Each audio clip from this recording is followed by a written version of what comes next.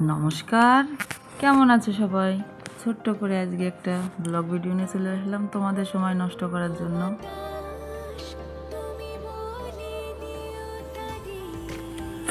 গিয়েছিলাম মহাকবি মাইকেল মধুসূদন দত্তের বাড়ি, সেখান থেকে কিছু কিছু চিত্র চুরি করে নিয়ে চলে এসেছি, সেইগুলোই তুলে ধরলাম তোমাদের সামনে।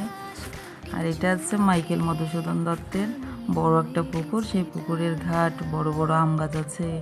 এই যে কবির লেখা আত্মবিলাপ, আত্মবিলাপ মানে কি? নিজের সাথে নিজে কথা বলা। আর দীর্ঘদিন ধরে আমাদের সেই মহাকবি, সনেট কবি এখানে দাঁড়িয়েই আছেন। এই যে একটা বই হাতে নিয়ে এখানে এইভাবে দাঁড়িয়ে আছে। বিভিন্ন মানুষ এখানে এইভাবে পোজে ওনার সাথে সবাই ছবি তোলে। তারপর ঘুরতে ঘুরতে গেলাম কোথায় বলো তো? এটা আমাদের মহাকবি মাইকেল মধুসূদন দত্তের পুকুর ঘাট।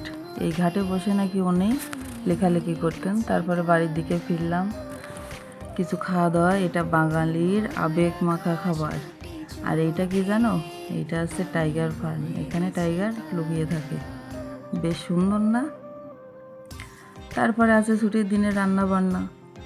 বেশি না, 3টে ডিম দিয়েই আজকের সব কিছু উদ্ধার হয়ে যাবে। 3টে ডিমে আজকে যা হয় তাই হয়ে যাবে।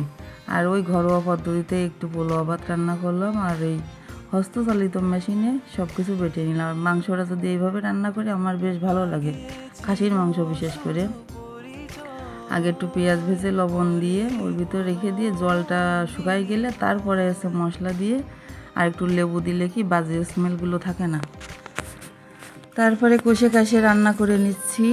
তারপরে তোমাদের যার যার রান্না হয়নি সবাই চলে এসো আমাদের এখানে, আর যার রান্না হয়েছে সেও চলে এসো। তোমার রান্নাগুলো নিয়ে একসাথে খাওয়া দাওয়া করব। কিছু সময় তোমাদের নষ্ট করছি, তবে ভিডিওটা দেখে এইভাবে একদিন রান্না করে খেও, আর আমাকেও বলো তোমরা কিভাবে রান্না করো। আমিও সেইভাবে ট্রাই করব। দেখো বেশ ভালো লাগবে, এইভাবে রান্না করলে মন্দ লাগবে না। কড়াইতে লেগে লেগে যাচ্ছে, এবার আর কি জল দিয়ে দিলাম। দিয়ে এবার প্রেশার কুকারে 2-3টে সিটি মুখ দিয়ে দিতে হবে না, প্রেশার কুকারে দিলেই হচ্ছে। প্রেশার কুকারে সিটি দিয়ে এবার নামিয়ে নেব, নিয়ে আর একটু কড়াইতে ফুটিয়ে নিলেই রান্না কমপ্লিট। তারপরে খাওয়ার উপযুক্ত হয়ে যাবে আমার এই মাটন। আর ডিমটা কি অবস্থা জানো? দৌড় মেরে চলে যাচ্ছিলো। পোলোয়া ভাত, সাথে ডিম আছে, আর হচ্ছে দই, টক মিষ্টি সর দই আমাদের এই বাজার থেকে আনা। তারপরে সাথে আছে সালাদ। গরমের দিন আর ঠান্ডার দিন সালাদ হলে বেশ ভালো লাগে। আর এটা কি জানো? আশফল। আর এইটা সেই ছোটোবেলার সেই শৈশবের স্মৃতি, বাতাসে উড়াতাম না আমরা, সেইটাই। তাহলে আজকের মতো এটুকুই। ভালো থেকো সবাই, নিজের যত্ন নিও।